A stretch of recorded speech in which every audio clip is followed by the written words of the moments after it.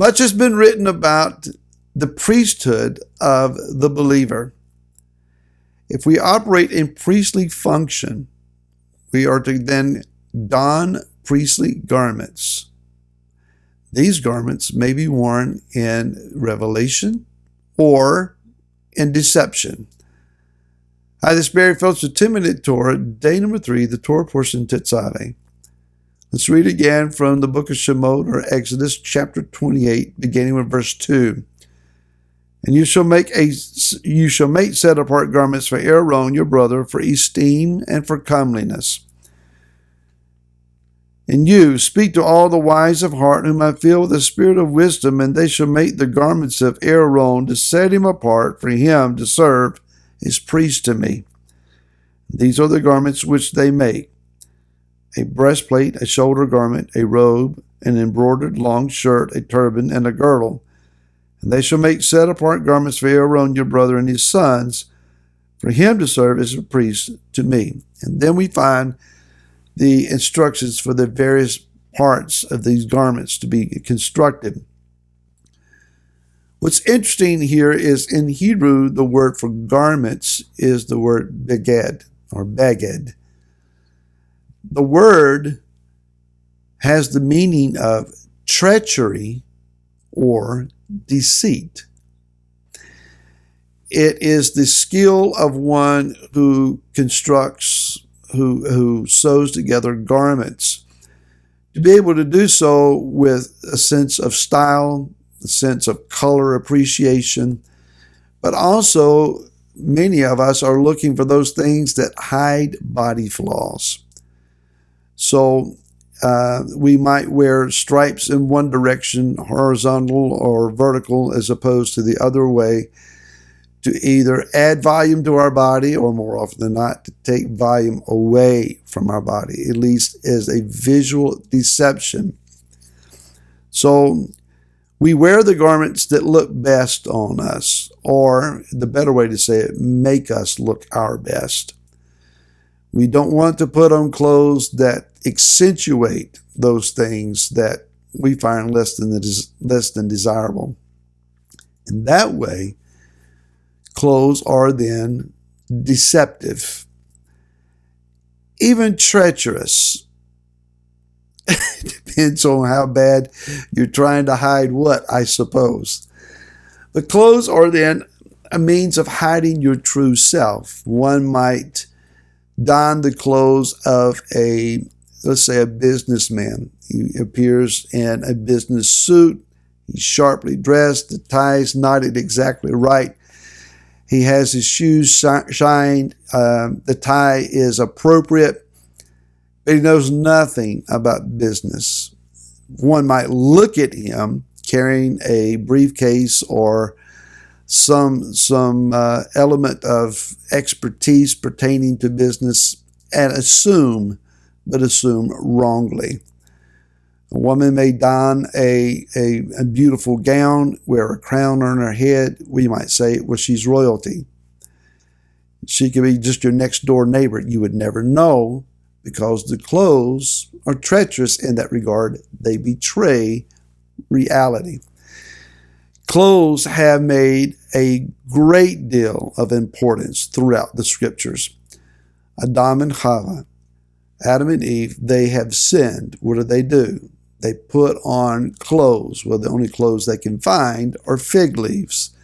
And they're trying to hide the fact that they are indeed naked and that they are indeed ashamed. When Jacob goes into his father's tent, he is wearing his brother Esau's clothes and deceives his father. Then on the night of his wedding, he finds out that Rivka is not in the tent with him, but it's Leah. She's the one who donned the wedding garments, the wedding veil, and he was deceived. He was also deceived when Joseph's brothers brought his blood-stained garment to him and convinced him that his son was dead. Potiphar's wife comes to him holding Joseph's garment in her hand, saying, "He attacked me. He tried to seduce me, and see, here's his garment." Later we find then that Tamar dons the garments of a harlot and deceives Yehuda into believing that that's exactly who she is instead of his own daughter-in-law. Over and over again, we see in Scripture where clothes play an important role. So when Aaron puts on these special garments, he looks like a king.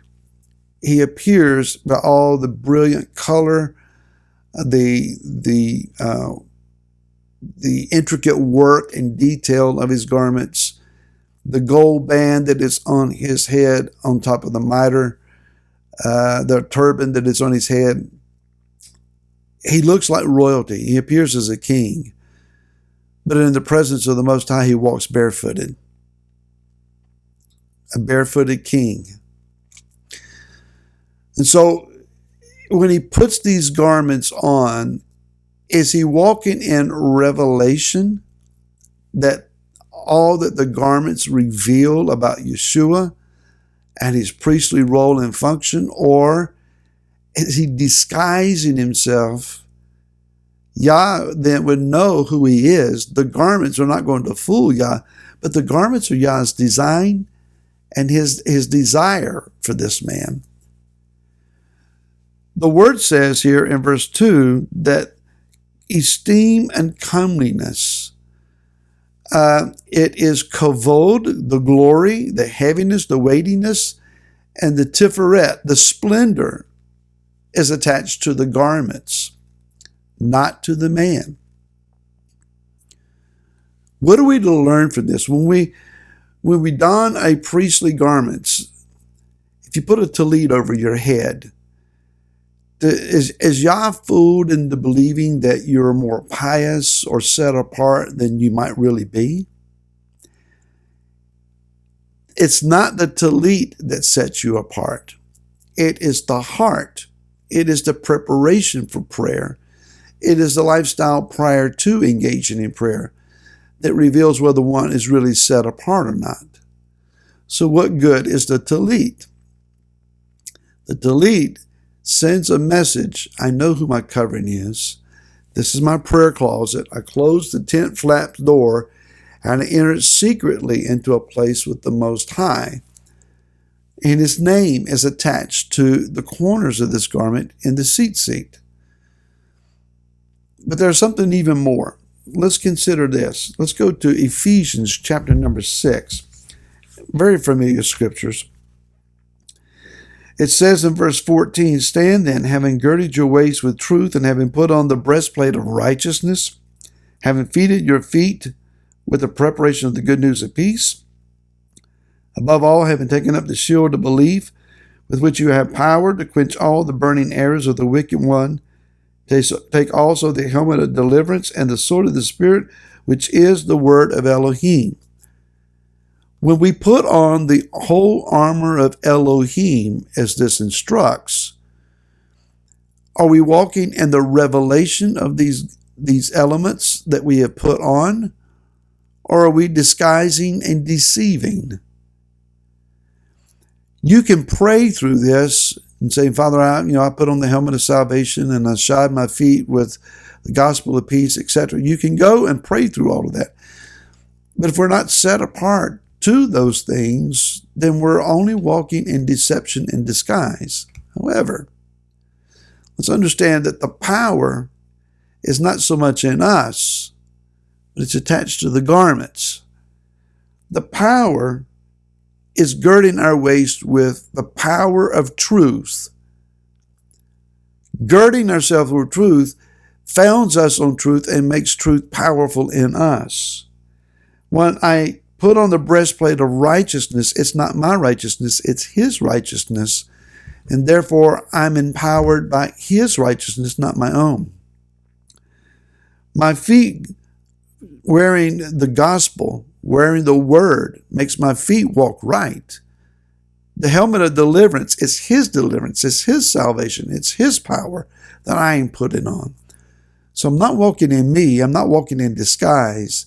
I'm walking in the revelation of who he is as Rav Shaul says in Romans 13, verse 14, put on the Master Yeshua Messiah and make no provisions for the lust of the flesh. There's your difference. We'll see you again tomorrow. Until then, shalom.